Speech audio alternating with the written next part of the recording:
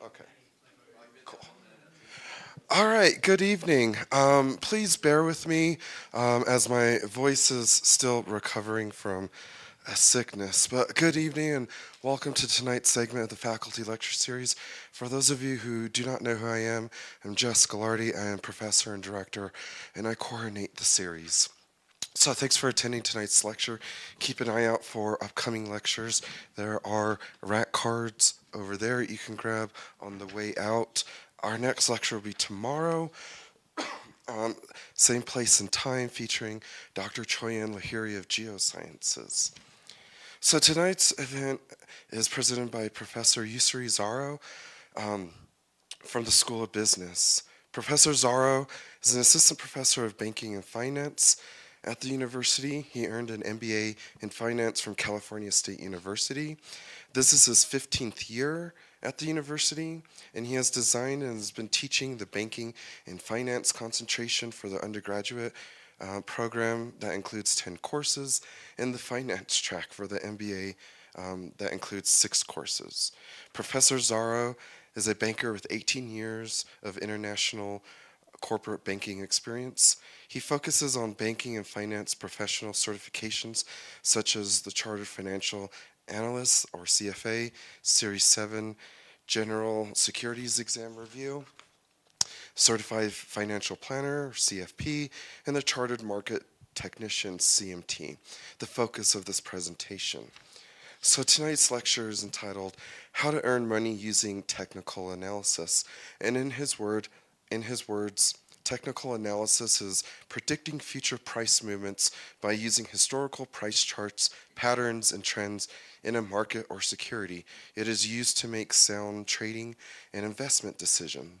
This lecture includes investment strategies in 5 steps, link between fundamental and technical analysis, what's technical analysis, using TA tools for better decision making, relative strength, breadth, MACD, RSI, intermarket, and final thoughts or forecasting impacts from tariffs.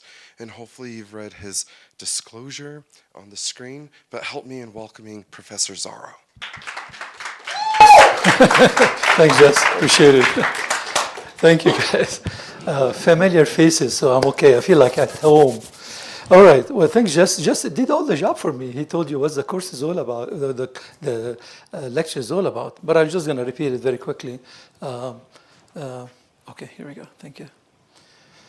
So anyway, this is the book we are using in this class, and this is summer. This class is actually now. We're teaching it now, and some of my students are here already. Just mentioned that I'm going to tell you just briefly about the 5 different steps you could do for investment strategies. The questions you guys were talking about, the fundamental technique, the relationship between those two. And he already mentioned also what is technical analysis is all about in general. And then I'm going to give you, I have chosen only 4 of the tools you could use for relative strength, breadth, MACD, RSI, and intermarket. And actually, I was going to stop here, but then a lot of things happened the last actually 1 week time, and things have been very different, changed the market upside down. So I decided to include this in there. So bear with me, especially the last part, and see maybe you guys have some questions. I may or may not be able to answer you. All right. So anyway, the five strategies or steps you need to do. That's a must to do.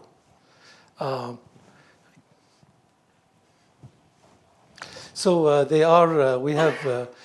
First of all, you have to know what's the directional trends of the markets. Okay, or the stock. Could be index, could be stock.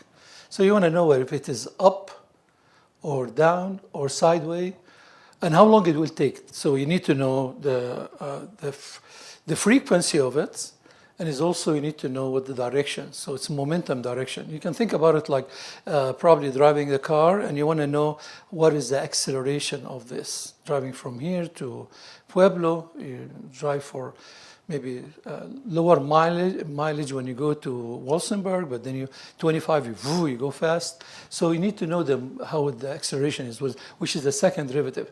And of course, you need to know, of course, what happened if you have news events, like what happened this week. And implied volatility, I will talk to you about it too. It's very important because each index or stock very volatile, especially when you have the quarterly report. It goes very, very volatile. And it's an opportunity for us to make money. And finally, and the fourth thing you need to do is to set up the support and resistance limit, which is, I'll show you what it means. And you put a price target. PT is very, very important to put the price target.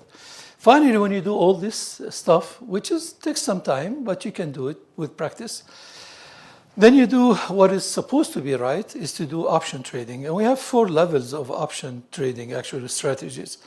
You can do single option.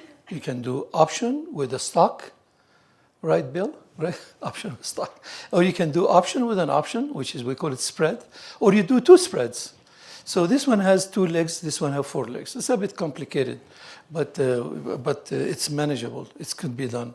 I just learned about it in Chicago in a trip I did in a workshop I took in Chicago. So the first one is directional trends. Of course, can go up or down or sideways. And here we have more demands. The demand is up, so the price goes up. So it keeps rolling up, of course. So the demand is more than supply. Here's the opposite. So actually it goes this one, and then after this, it goes a time for consolidation, and when you collect the money. So it goes sideways. And after sideways, you go to the declining, things goes down. People lose interest. It's like a train, and then you lose steam, after that you go up, and then you collect the money, and then it comes down again. All right, so the volatility, implied volatility, I hope it's clear here, but I've been using Thinkorswim in this case. And implied volatility is here, and it shows, let's see, the marker is not very, okay, here we go. But anyway, I can see it much better, but it shows plus minus. So it tells you that plus minus 15 or 17. It's very important to know that because that's when quarter report comes, the market fluctuates very fast. So it's a time for you. You can know what are limitations. You can go up by, let's say, $20, or it can go down by $20. So the lower this amount is, the better it is. And it also shows you, now, when I look at the market yesterday, the implied volatility was almost close to 100%. So that bad. This can go very bad. But that's where you can find the implied volatility, which is step number 2, very important to do. And then, of course, the news, well, what happened. And you know what this 34 is for whom, right? We'll talk about it later. And now to draw the support and resistance, resistance is the top line and the support is below the bottom line. So this one, I think it was Microsoft. And what happened here, what I did is, you have this is an upward trend, followed by, this is the border of it, the boundary. It's followed by a side trend, like this one. And finally, it went down this way. Okay. So we detected that there's a decline in the performance of the stock. By the way, we are different charts to follow the stocks. This one, we call it candlestick, because originated in Japan. So we use a lot of Japanese words in here. So we find out that the stock has been going down, okay? And it broke up here, so we felt there's a new channel is built. By the way, this is Microsoft. And we know that the stock is going to go up. So we went to the area where it clicked the support area, the line, this one. So we know very well that the stock, with this will be minimum, and this will be the maximum of the stock. And we call this one PT, which is price target. So when we buy the stock here, we know it's going to go through this channel, and it's going to go to the price target, which is, you probably hear the word price target a lot when you look at the stocks. A lot of technicians, i.e. people working technical analysis, do this. Okay, well, this one I'm going to talk about it later, but it's MACD, moving average conversion diversion. I have a section about it. All right, so one thing too I wanted, number 5 was interesting for me because it had to do with options. As I said, the 4 levels of options. Well, this one was level 3. Level 3 is option with an option. So as I said, it has 2-leg option. So this is the vertical long vertical, which is actually it's a bull market, and this is what you do when you have a put vertical, which is a bear market. And this one is calendar, so you have a different, people maybe my students understand this. This one has the same X, the same strike price, but this one has different dates. The date is different. So this one you can change the X, but this one change the date. All right, and then this one was the one I just learned about recently. We put actually two spreads together from level 2. So we call this iron condor. So we have 1, 2, 3, 4 legs. And this is the maximum you may gain. Those are the break-even point. And this is the losses you can do, maximum loss. So we have also butterflies, very well known in the market, very, very good way. So you see the triangle, again, the maximum MM, most you make, most you lose, and the break-even points. All right, so here's the difference between fundamental and technical analysis. I think I have to speed up a little bit.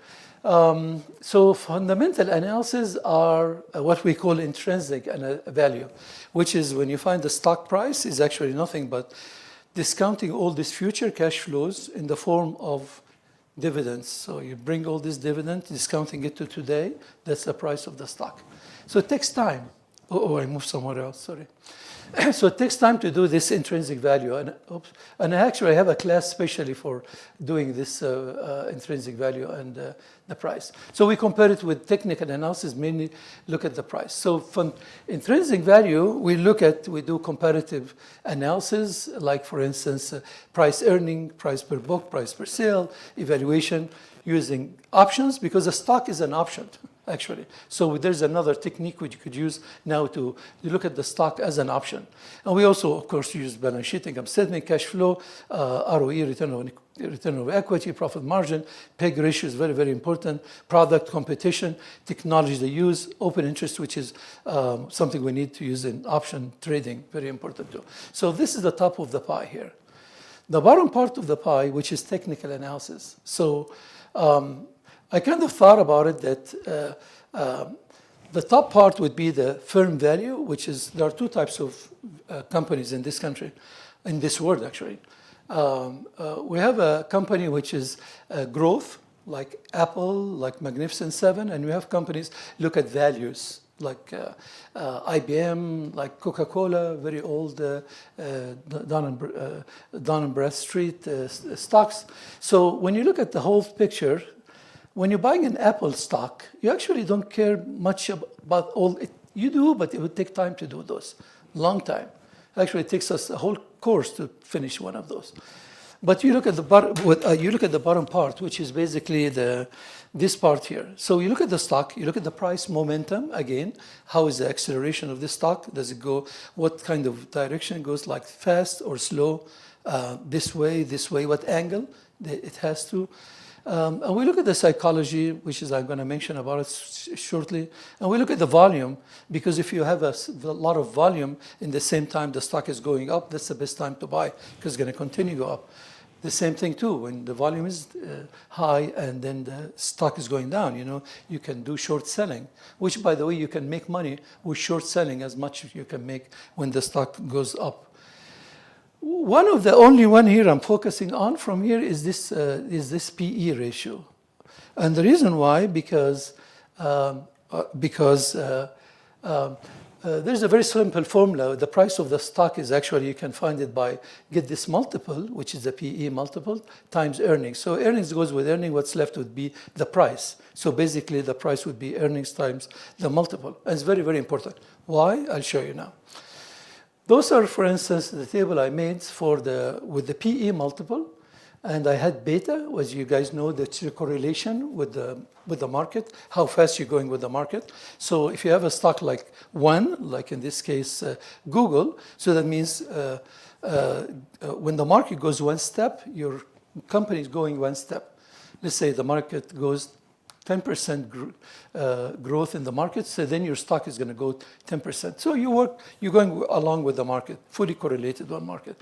Sometimes like the company, which is, I don't know how much hopefully you don't like it, I don't like it very much, although I make money from, Tesla is actually 2.46, that means when the market goes up one step, this company, Tesla, goes up 2.5 steps, which is good, right? But then the problem is when the market goes backwards one step, this Tesla company will flip over and would be bad. The other thing I wanted to tell you, since we're talking about Tesla, PE ratio is very high for Tesla. Look at how bad it is, 131. Look at all these guys here. Well, by the way, we call those Magnificent Seven. Those are the 7 AI companies, which is very high, large, by the way. They are 40% of 500 S&P 500, which is this is the amount they have, and 60% of the GDP of this country. So those are, if you collect, this is probably the net worth of the market cap for all the countries or major companies in Europe, which is they are $16 trillion. That means 16 12 zeros next to it. So these are huge. So anyway, so that means this stock is very, very expensive at 113, 131, comparing to the rest of them. All right, so next one is, the reason I mentioned AI again, artificial intelligence, because actually that's what's causing the problem, which is you're going to see at the end of my presentation, which is basically last year they spent $48 billion. You know, I just came from Virginia last spring break and visiting my family, and then my son took me to all these data centers, blocks and blocks and blocks. 80% of the data center in this country is in Virginia. So it costs a lot of money to build all these data centers. They will grow by 32, which is not far away, very, very far away. It's going to go by the adjusted growth rate is 15.2. So it's going to be 175 billion. And that will going to cause a problem in this country, as I will explain to you later on. In Mag 7, this year, only we had, 3 months, Amazon spent 100 billion, Apple 500 billion. Well, I believe it when I say it, but that's what they said they're going to do. And you guys all heard about Stargate, and has to do with the Japanese in it. $500 billion. That's a lot of numbers. So I'm thinking maybe that might cause this bubble later on. All right, so now we're going a little bit more detailed in technical analysis. I'm using, in this case, not Thinkorswim, but E-Trades. So what I'm trying to explain here that if the price is getting more than intrinsic value, okay, the price comes from the demand and supply, but intrinsic value comes from the discounting of all these cash flows in form of dividend. One good example, of course, we all know are the meme stocks, and it can cause easily, if you have a P much larger than the IV, you're going to get into irrational exuberance, like the AMC, you guys know about it. So when you go back to the time of the COVIDs, and of course the prices have gone tremendously high. This is the guy, again, the stock performance, right? And it went spiked all the way up there. And by the way, this one is 20 days moving average, this one 50, and this one is 200. So you can see that after that, the market has been following it and kind of getting close to each other. I mean, P and IV here very close to each other, right? One other example, one of this meme stock too, which is the GameStop. The same thing happened during the same time. Everybody sitting home and during COVID, watching TV and what have you. And you can see that it's also narrowing it down like that. All right. One of the things also you need to be very careful about when you do IPOs, which is IPO stands for Initial Public Offering, like Zoom. You all know Zoom. And of course, started the time also with COVID because we didn't have any other way to communicate. We can't travel. We can't visit our friends. So we talk to our family through Zoom. So it spiked up very fast. Then they had more competition. And then now the price has gone down a lot. So you want to make sure when you get into IPO that to be careful. Don't take it for granted that this price will last. The proof is this next one. I don't know if anybody knows about QuantumScape Corporation, QS. Those guys make batteries. So they started in 21 and they said they have the best long-standing batteries in the world. Convinced everybody. So they got a lot of money, started their business, and look what they ended up. I think the price now is very, very cheap. Okay, so of course I can't talk about exuberance, irrational exuberance, without talking about crypto or Bitcoin. Before the election, the recent election, they were 62K. It went up to 109. Now it's around maybe $82,000. Always keep in mind that it's fintech, that means financial technology. So it's a very risky assets. It would be okay if you have bought it in 2013 and waited till now, you would have made lots of money. But what happens is there are sharks in the market, and those are really bad people. So what they do is they go and they pretend that the stock is going, they sell a lot. So when they sell a lot, the price goes down. So everybody, the poor other citizens like you and I will lose a lot of money, and then it comes up again. So I looked it up, and I find out BIS, which is Bank of International, BIS, which is actually it's a European bank, and settlement, BIS, one of the largest banks in Europe. They said that 80%, they followed up, they did research, they followed up, they find out 80% who lost the money because of what happened here. In this, here they actually are young male under 35 years old. So they're really risk takers.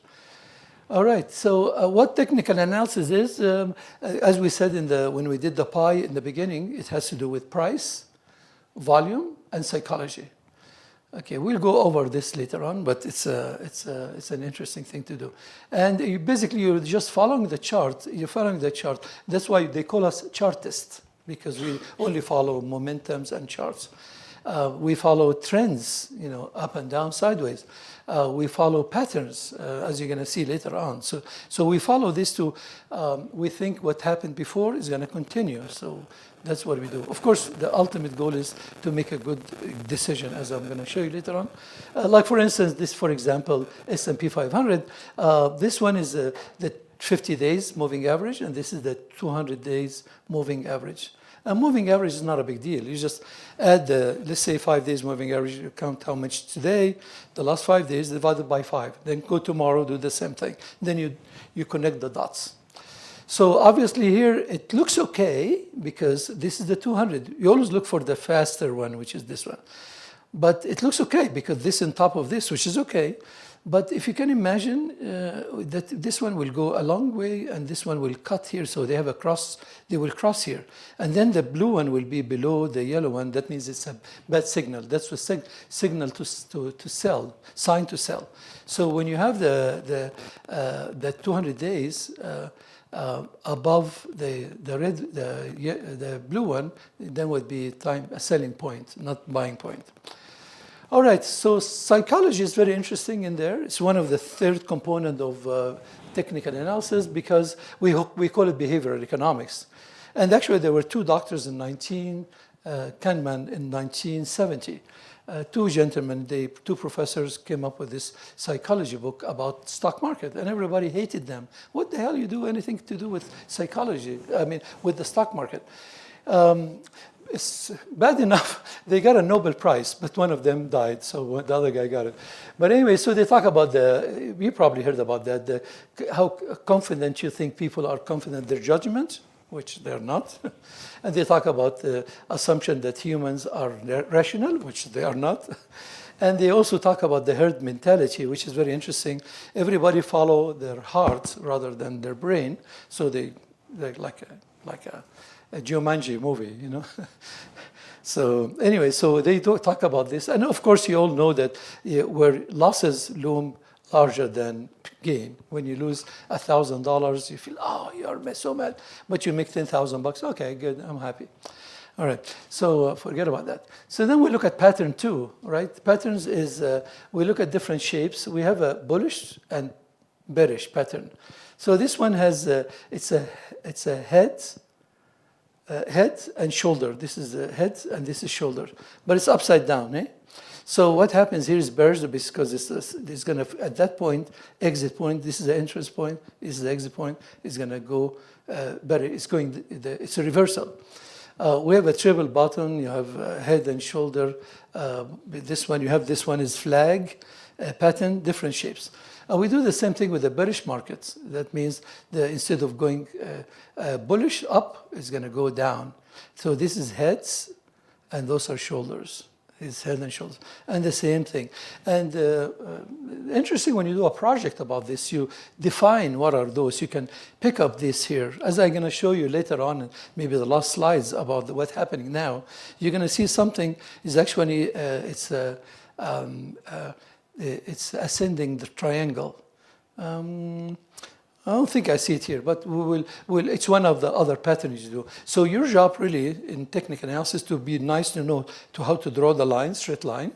If you don't, then it's not your job. And secondly, to try to detect one of those because it makes a difference, as I will explain to you later on. For example, you have this ball and handle. So you have to define the entry points, and this might take 2 months to develop, right? And you can see it. Believe me, it's there. A few years back, we did it with Apple. And it took a couple of months, and then it went up like that, and my students bought it here. So this here would be a throwback up. So they wouldn't buy it here because they don't know this is the handle, the beginning of the handle. We know that shape will be like that, but they wouldn't buy it here because that's the breakout point. But this point confirming this point, and then they said, okay, let's do it. And this is also head and shoulder. This is the head, and those are the two shoulders, right? Again, you need to know what's the entry point and the exit point or the breakout point. Again, you would not do it here. You would do it here because the throwback is actually confirming the breakout point. All right, so 4 momentum indicators. Momentum indicators are actually a leader of the stock performance. They are lagging the stock performance. So there are 4 very interesting ones. One of them had to do with what we call relative strength. So it is a dilemma for us in finance to differentiate or find out the difference between 2 markets, 2 stock markets, 2 indexes, or 2 different stocks. So what we do is to find out, we divide one by the other, as I will show you now. So we have to choose between 2 markets. There are 2 types of markets or stocks, growth and value. Okay? So what are you going to do? So would you go for growth or would you go for value? Would you go for Mag 7, Magnificent 7, or would you go for value companies, which is, as I said, old traditional Dow 30 companies. And also the second example I'm going to give you that we're comparing stocks with the benchmark index, like Starbucks vis-a-vis S&P 500, which we call the SPX. So the first one is actually, the first one on top is the growth ETF, stands for Electronic Transfer Funds. And the S&P 500 is the market in America. This is the major blue chip companies in America. So when you look at it, actually you can see that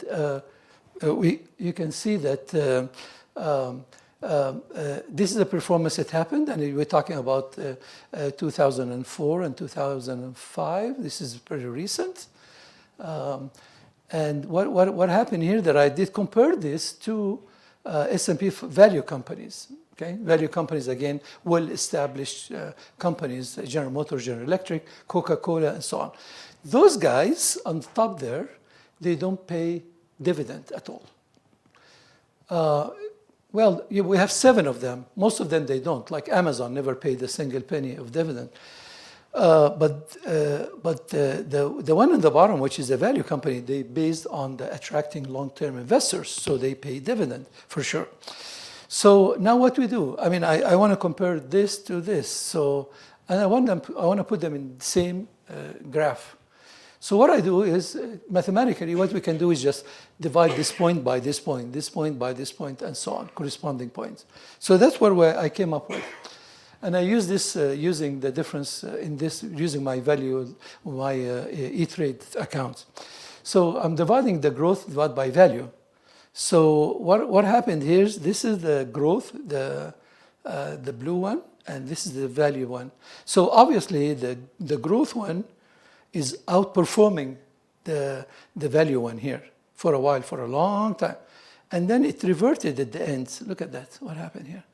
So now the value outperforming the growth. So what do you do? When you are in this market here, you would invest in companies, value companies, which is very important to, if you have this distinguishing factor between those two companies. The other thing I'm going to do is actually Starbucks, as you can, the performance of Starbucks from the same period of time. And I compared it with the Dow Jones industrial average, which is actually Dow Jones index, which is the S&P 500. So it's an index.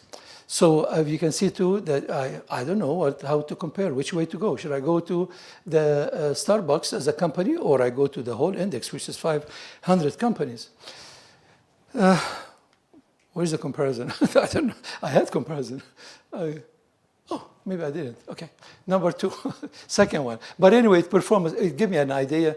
It gave me also an idea what's the difference between those two and which one to go for. It's good to do, just divide 1 by 2. And you have a software like I do, either, I love mine. Mine is E-Trade, which is very sophisticated, high-tech platform. The second one is very interesting as well. I'm trying to find out what are the number of the issues or number of stocks or number of indexes advances, and what are the numbers of declining, which one goes up, which one goes down. Okay, so basically I'm not looking at the stock market, but I'm looking at the market of stocks. Okay, I will show you what I mean.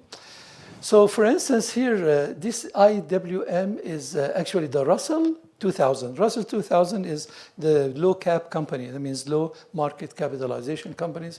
Again, it's an ETF. All right, so what I did is basically I'm trying to get what this line is, how to draw the line. So I'm trying to find out how many issues, how many stocks are advanced and how many are declined. So I can come up with this kind of like this line in the middle. All right. So when I did this comparison, it can give you the name, like for instance, when you compare this to this, and you're going to find out that the AD line, which is this red one, okay, in here, is actually, the advance is more than here. And it was opposite here. Here, see? So it started with the advance and went to the decline and then went to advance. So you can tell which one it is, and then you can tell which direction you should be focusing on. This is concept in finance or in technical analysis, very interesting too, which is basically, I'm give you the details, but the diversion and conversion are two items. We will look at the momentum indicators like MACD, RSI, and we compare it to the price. So since this indicator are momentum indicator, like again, I can compare this to the speed of the car. The price has momentum, but this one actually, it's a momentum indicator. It would be the second derivatives. So this one is, if you're in math, d by dx and so on. So this would be the second indicator. So we find out that when the price is going down, the indicator going up, follow the indicator. Same thing with the price going up. This is the wrong indicator, so you should follow the indicator is going to go down, as I'm going to show you now. So for instance, here you have, I'm looking at the New York Stock Exchange, here, right there. So this one is New York Stock Exchange. I think this battery is off, but I had another. Can I use my point? Oh, here, it came back. It came back. It was kind of, okay, here we go. You guys can see the pointer, or should I get a stronger one? You see it? You can use my glass if you have to, can borrow. You're okay? All right. Well, I should ask the people like me. How about this side? You guys can see it? Okay. All right. So what happened here is that the New York Stock Exchange, I'm gonna look at it, compare this one, New York Stock Exchange, to use the New York Composite. With this one is actually the moving average of the New York Stock Exchange, which is the AD line, which is again the advanced decline line, which is basically I'm adding the volume. So I add the delta, the changes in advance. So I'm going to add to the volume, or decline, I'm going to take off the volume. So then I come up with this beautiful point here, like that. So this is the New York Stock Exchange. So this is an index. But this one is actually is not an index. This one is advanced and decline line. So those are the momentum indicator. That's what we need to follow. So if this one has a lower lows, because we're in the low bottom here, so lower here, lower lows. So we're in the low part, but this lower than this. So lower lows. If you look up here, the momentum indicator, you're going to see higher lows because we're in the top part, but it is higher lows. It's going higher lows. Okay? And we said we need to follow this one, right? So if you're telling your customer, hey, the stock market is going down or the New York Stock Exchange is going down, wrong, because if you do the AG line, you're going to tell them, no, actually there is a possibility it's going to go up, which is actually it shoot up. See that? It went up all the way up. So that's a bullish one. Bearish one is the same thing. Again, you need to follow. This is the index, but you need to follow the momentum indicators. So this one showing you higher high, but this one is lower high. That means So and it makes a difference if the customer start thinking the stock market going here or here. So this one is the leading indicator, shows earlier than this one. So it's a very important momentum indicators when you study technical analysis. All right, so now this one is the second one. It had to do moving average. We know what moving averages are, right? You have 20, 50, 200 days. And the C and D here stands for conversion and diversion. Conversion means it's going the same line. Diversion means going down. And RSI, which is, I'm going to talk about it also later on. So what do we have here basically? And that's something we do it all the time. So technical analysis, when you tell me Microsoft, for instance, I will go to my platform and I will draw this, and I will draw this MACD, and I will draw this RSI. So what we learn from the one on the top here, this pink or purple, I don't know what color is it basically, but it's this one is actually the 20 days, and this one is the 50 days moving average, and this one is the 200 days moving average. So those three moving average, I'll take them out and sum them, I just add them mathematically, and then come up with this red line here, okay? So this is the resultant of those three averages. Then I'm gonna superimpose on top of them, oops, I went to China, wait a second. Okay, and then I'm gonna superimpose on top of them what we call signal line, which is the black line. And what does this black line means? If the black line, which is shorter, is actually nine days. So if the 9 days is faster, you always go for today, not something. Look what happened today, friend. Everything moved upside down in 1 day. So we look at the short period of time. So if you look at the signal line, if it's above the result or the sum of the three moving average, that means it's a buying signal because it's on the top. If it goes to cross section like this and went down below, that means it's a selling side signal. Buying signal, cross the same, you don't do anything. Buying signal, lower, selling signal, buying signal here. Okay, so that's one, so that's moving average. Conversion diversion, I will tell you in a second what does that means. Like what we did with the advance and decline line. In the meantime too, I'm gonna do what we call the RSI, which rates relative strength index, very, very important market. I'm going to show you later on what happened during this last 4 or 5 days or week, what happened to the RSI. Terrible. Anyway, so let's focus here too. So RSI is actually an momentum oscillator. That means stochastic oscillator, goes up and down from the zero level in the middle, goes up to 100. So I have to track a time frame from 40 to 70. So 40 is here, down here, and 70 is here. Okay, if it's above 70, that means it's going to go above this line. That with me, the stock in this case is getting a little bit high price, and it's time for you to sell. And if it goes below this line, would be below the 40 line, would be it's time to buy because it went down. And trust me, if I show you my phone, that's all my indicators. That's what I do all day. Well, I teach sometimes. So, but I look at that always a lot. And what's how to tell the and I can tell it's coming down to it's sold. It's time to buy. So I go here. Oh, it's overbought now. it's going to time to sell. Very, very easy. People think it's, I'm making some money because I'm smart. No, I just like to read chart. That's it, basically. So this is the diversion and the diversion we're talking about again. So this is a MACD, 12.26.9. So this one is going down, lower lows, okay? And this is the Google one. So this is the main products we have, but this is a MACD we're following. So we're trying to follow this, not this. So again, we see the points of, this one is higher low, and this one lower low. So which one to take? To take this one, yeah? And the same thing when you do the bearish diversion. Bearish, that means it's going to go down. So the same concept. All right. The fourth and the last one to learn about technical analysis is intermarket analysis. People in finance really never lose money, sorry to say, because they have a lot of options and things to do in their mind. We never lose. I mean, if you get us in trouble with the stocks, we go to the bonds. If you get us in trouble with the bond, we go to the dollar or the commodity. So people, if you know a lot of, and you're a trader, like the workshop I went recently in Chicago, I tell you, they are so sharp. And they can never lose because they have a lot of creativity, a lot of inter-market activities. Now it's known that if you have $1 million, you're going to either put it in bonds or stocks. You have no other option. Okay, so if the stocks are getting expensive, you're going to buy more stocks, right? So you're not going to buy bonds. So what's going to happen to the price of the bonds? It's going to go down, right? Okay. Well, bond is related to the commodity. Okay. So let's see what's this directions here set.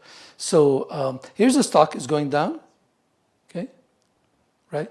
Then the stock is going up, the bond is going down. So this going down, this going up, this going down, this going up, right? You see that? And the same thing here.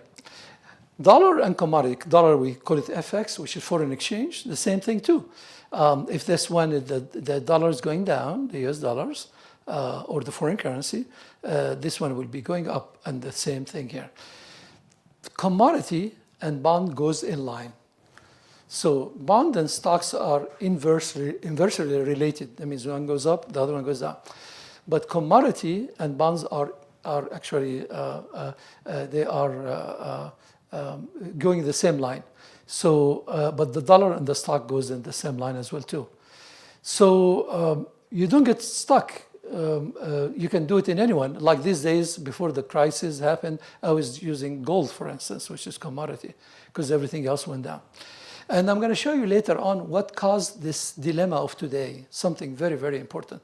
But just keep in mind this thing, that stocks and bonds are inversely related. That means one goes up, one goes down, okay?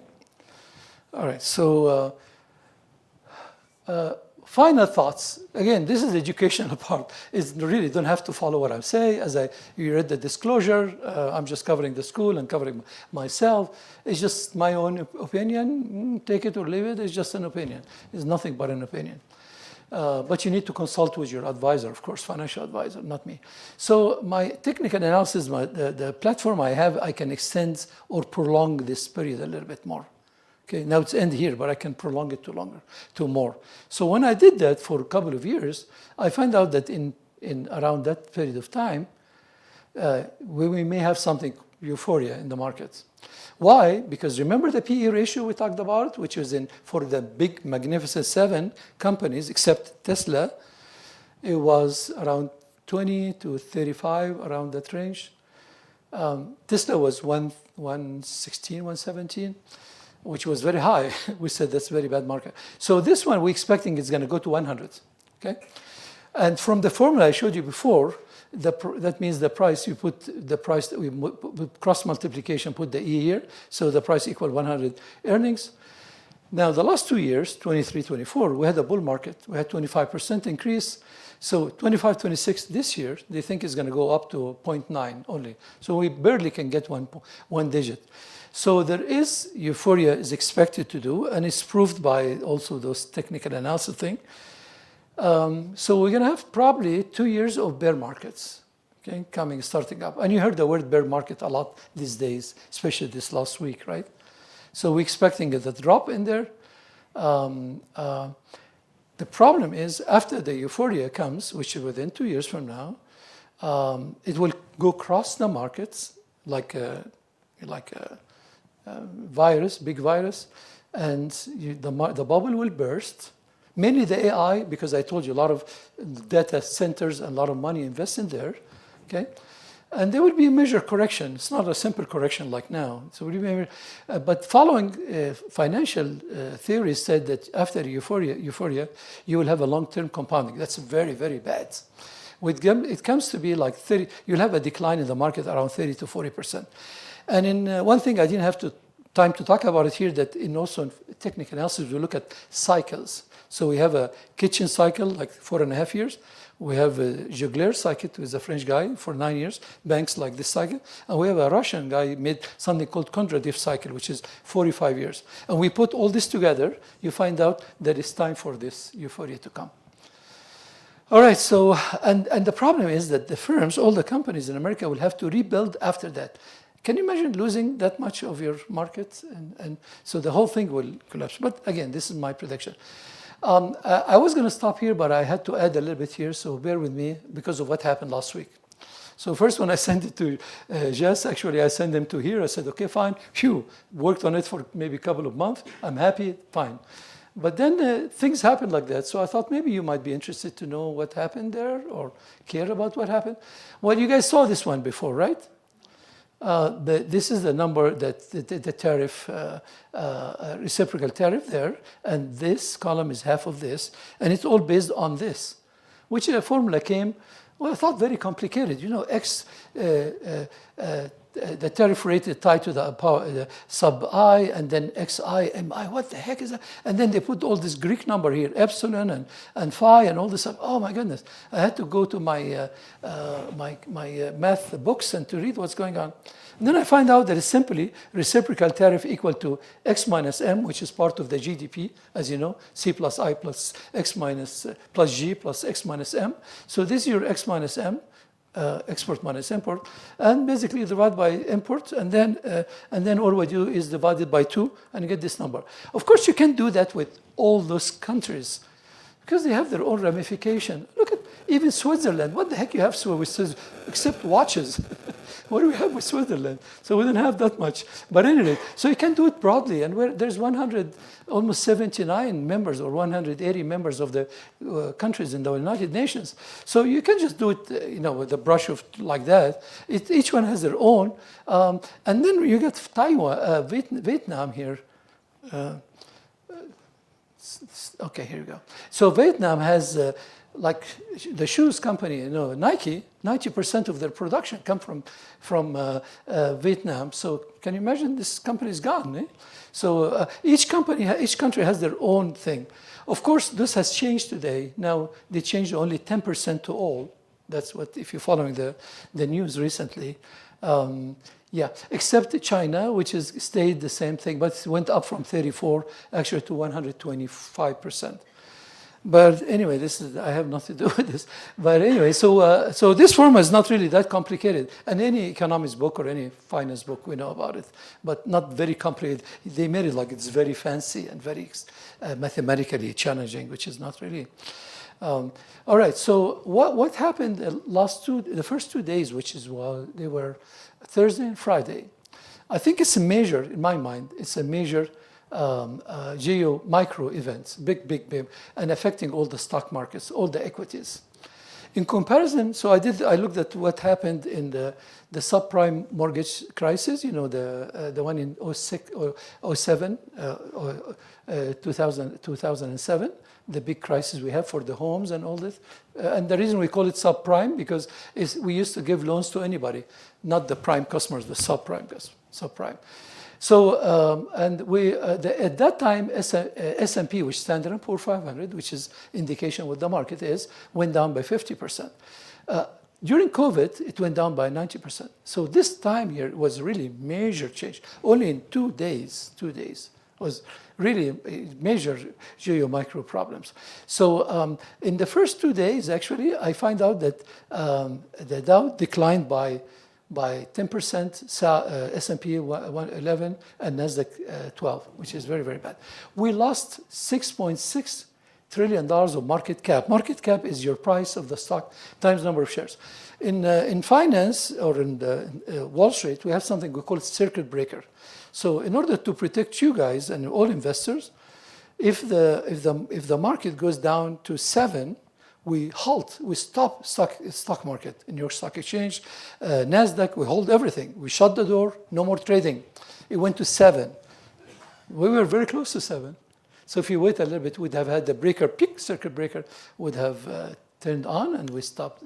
So I find out that 40% of the stock lost 10% from their peak, which was in October 24. And I did also maiden performance stock declined by 40%. Well, the question at that time, that was Friday nights, which is the 4-4. So I said to myself, how much would it go?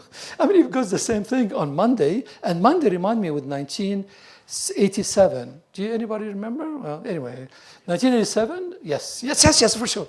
Oh, I was maybe 1 year old or something. No, 2 years.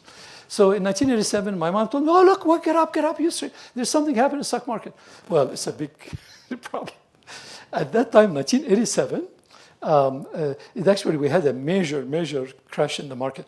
And I remember it was Tuesday, Wednesday, and then Friday, and then Monday comes, we call it the Black Monday. It was terrible Monday.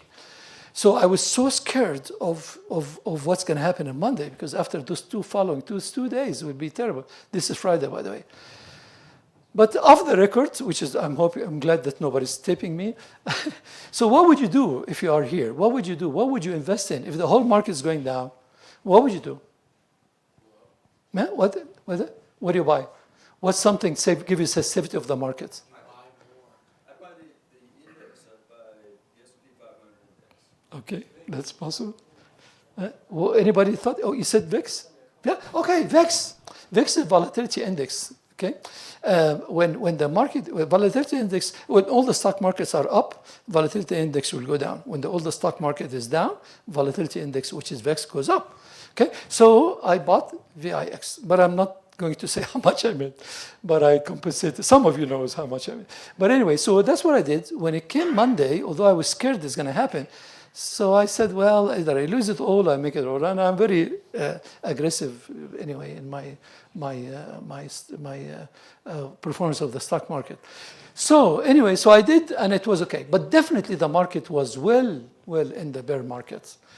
Okay. Now, do you guys remember I mentioned something about RSI, which is it vibrates from 0 to 100? Yeah, and it goes it was the 30 means it goes from 30 to 70. So it's oversold and overbought. So if it's oversold, it's time to buy. Overbought, it's time for you to sell. Okay. Same is with semiconductors. Well, it was 20, which is below 30. Remember that I can show it to you quickly. Let's see. Like this one here, it was below 30. It was 20. It was right there. Terrible. Even it's not time to buy. It's below that. It's terrible. Okay. So anyway. Okay. So and the S&P 500. Was 24 down there below the 30 range, and it's the lowest, by the way, since 2018. And you always remember also the second part of the technical analysis. I talked about the breadth of the market. Was that the second or third, something like that? So we talked about the advance and decline. The Russell, which is the low cap companies. Okay, we know how many ups and how many downs. They were 23. I have never seen it. 23 down for every one up.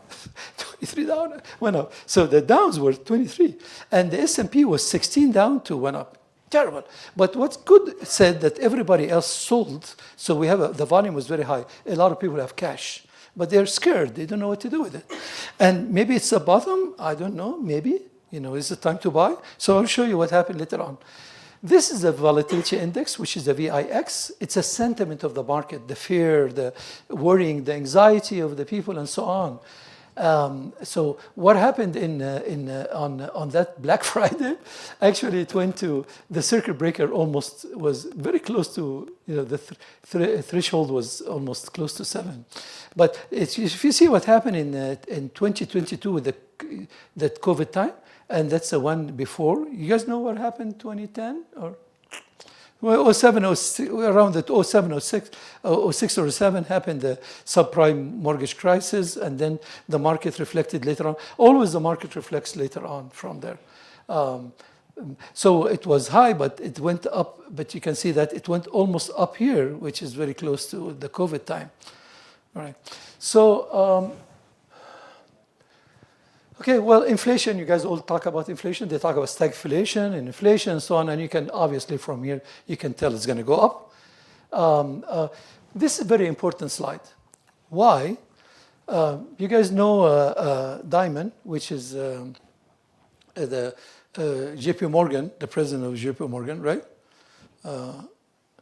Mr. Diamond said that he thinks that the recession is coming 60%. And he's a very interesting guy.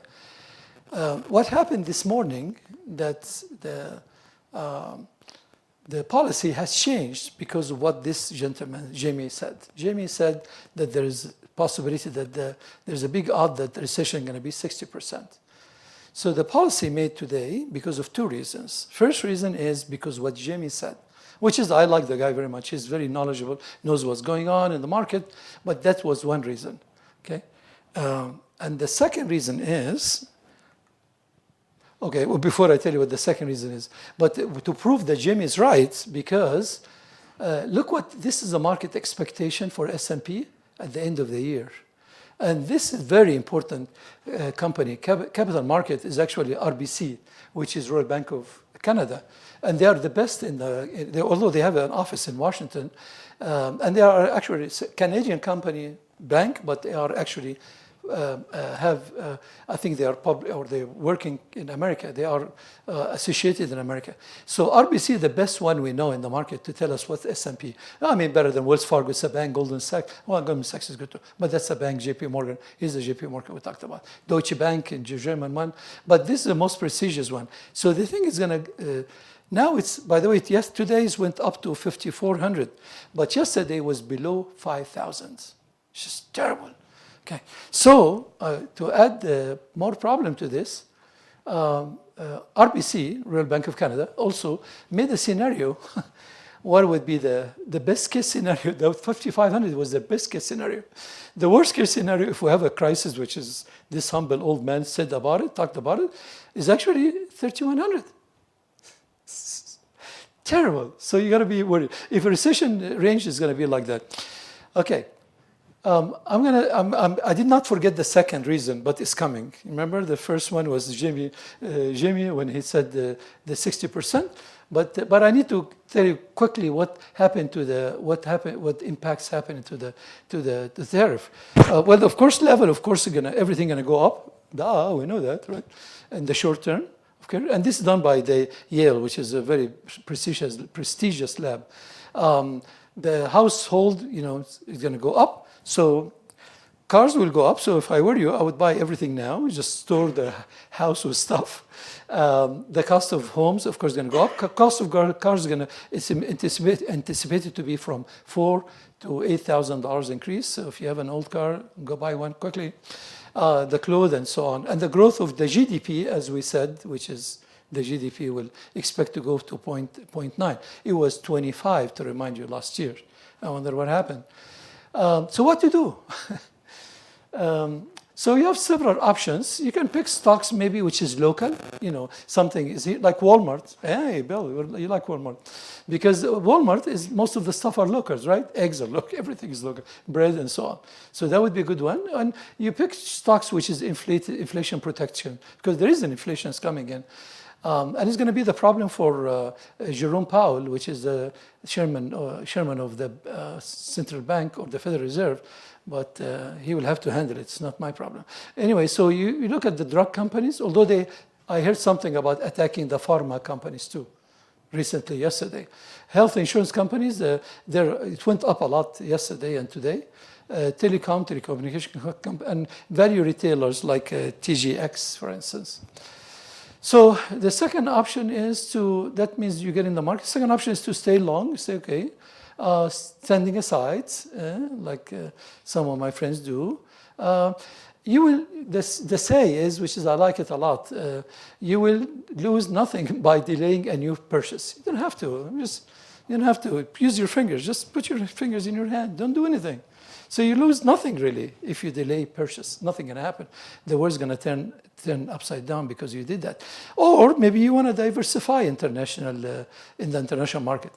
Well, studies said, as an alternative investments, if you look at this here, the global markets, this is a Morgan Stanley. They're comparing the one which we have in the world vis-a-vis, this is the world excluding US, and this one in the whole world. So if you look at this one is in Morgan Stanley with America, and you look at this one which is for S&P 500. You look at the stock XX, which is Europe one. Hello, it's been going higher, right? Historically, it's been going higher. And if you, this chart here is actually a ratio. I like this ratio analysis to make the difference between two indexes on the market. You can see the whole world divided by the index, the world index without US, without America. So you can see that it's been outperforming. They are being outperforming in this period of time. So maybe it's something to look at. What are those examples are? India, if you can look at technical analysis, this is the trend line, the major trend line. We tried to break up the trend line, couldn't, which is the trough. Tried here again, couldn't. Tried here again, third, fourth. Well, how many times I have to tell you, go study. 1, 2, 3, 4. So obviously the next step is going to go up, right? And it's over since 2019 till today. So that's a good statistics. And the one I had to was, which is, this is Deutschland, which is Deutschland, you know. Anyway, so it's an ETF in Deutschland, EWG, which is a very, very exciting one. Again, Morgan Stanley is an American firm, as you know, but they do all these studies on all these other countries. So that's a good one. Very good one I have too, Brazil. Brazil has been going down for the longest time, and now it's going to go up. It's time for it to go up. And the last one is the EEM, which is actually all the companies in America, except Latin America, except Mexico. All right, so I think that's it for me. Okay, well, shall I tell you what's the second one before I go? Okay. By the way, you got me the older one, but it's okay. Because I add to it. But it's okay, fine. That's okay, time is go anyway. The second one is, so the first one we said Jimmy, what he did. The second one had to do with the bonds. And as we said, when the stock goes up, the bond should go down. So what happened in the last 4 days, that both the stocks went up, it went down, and the bond went down. And that was the major problems, because that means dysfunctioning of the markets. That was very, very bad. So somebody advised the policymakers to this, if we continue to do that, we will have lost the capital market, which is the bond market. And the bond market is very important for our interests, because when the bond market goes down, the interest is going to go up. So there's no reason for us to go to Jerome Powell and tell him, Mr. Governor, we want to reduce the interest rates. So that was the main two reasons happening. So any questions, anybody? Anybody? Yeah? What's going to happen tomorrow? Oh. Well, I put an option actually on what I call it SQQQ. QQQ is for the largest and telecommunication companies, which is like that. So I put S, that means I'm shorting that. So I'm hoping that it's going to go down. Okay. But for how long, I don't know. We're not out of the problem yet. I mean, today was a little bit adjustment, fine-tuning, but we still have so many countries to talk to about and to see what's going on. We have to make all these deals and see what's going on. It takes time. You have to take time to negotiate with somebody. You can't just say, you do that, you do that, you do that. So I think we're going to fluctuate in the market for Maybe for at least 3 months till we get off this, and then we deal with China. But the idea is not bad, that deficit is not very good for you.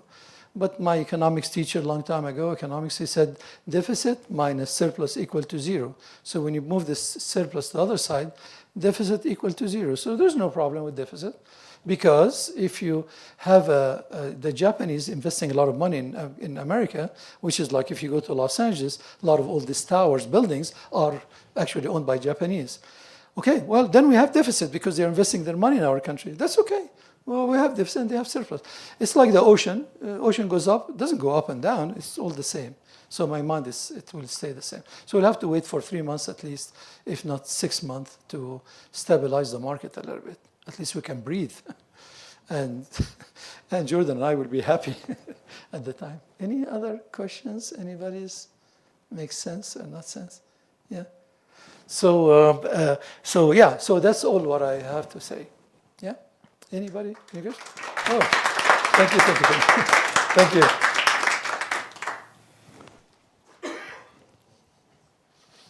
Okay, so did you want this too? Yeah. Here you go.